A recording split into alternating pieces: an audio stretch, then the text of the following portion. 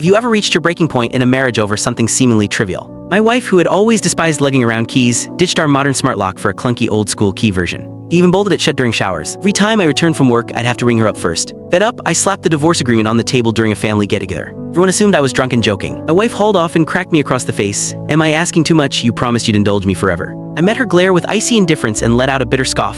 "Aren't I divorcing you and never returning the ultimate indulgence?" "Shut your trap," Martha Potter snapped. "If I hadn't sunk into postpartum depression after carrying our daughter, I wouldn't have been this insecure. I'm not accepting this flimsy excuse for a divorce. It's absurd."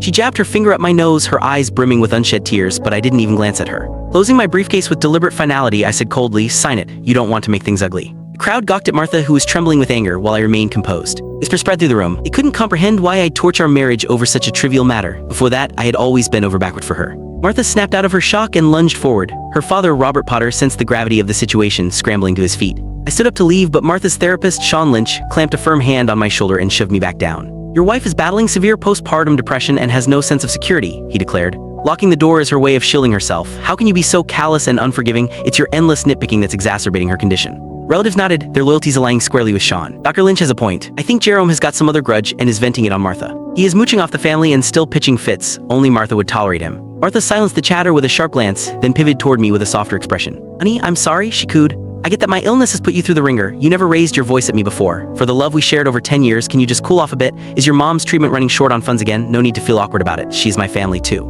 Everyone admired her humility, but their glares at me grew harsher. "Martha is battling her illness and still catering to you like this. Be grateful," Robert chimed in, leaning heavily on his cane. "We've never overlooked your mom's needs. How much do you need this time? Tell us and we'll find a way." I got the implication. He believed I was too proud to ask for more financial help, thus this dramatic ploy. I dodged Martha's outstretched hand and stated flatly, "The spark's gone. Let's call it quits." Heavy silence engulfed the room. Martha rushed forward, wrapping me in a desperate hug, her voice cracked with sobs. "Please, don't joke with me." I pried her hand off and stepped back. "I'm serious. Let's end this with dignity." She stood rooted in shock, while our infant daughter suddenly let out piercing wails from her stroller. Tuned out the chaos and started to walk away. John flung a glass tumbler at me. It crashed at my feet. John barreled toward me, shoving the divorce agreement against my chest. His face twisted with anger. "Martha sacrificed a golden ticket to study abroad just to marry you. She loved you deeply. Now that she is ill, you're abandoning her and your daughter. Don't call yourself a man."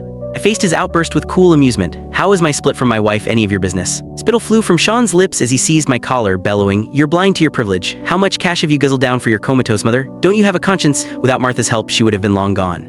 I delivered a swift kick to his midsection, sending him sprawling. "Stay out of my family's affairs. A shrink like you has no place at this gathering." Martha pushed past me in a frenzy, helping Sean to his feet. Her words tumbled out in a stutter. "Why lash out at him? He's done nothing wrong." "He deserves it for running his mouth," I retorted, my resolve strengthened by their tender exchange. The crowd's jeers grew louder, erasing my decade of sacrifices. They branded me a thankless leech, claiming Martha had endured hardship. Click the link on the homepage to watch the full follow-up for free.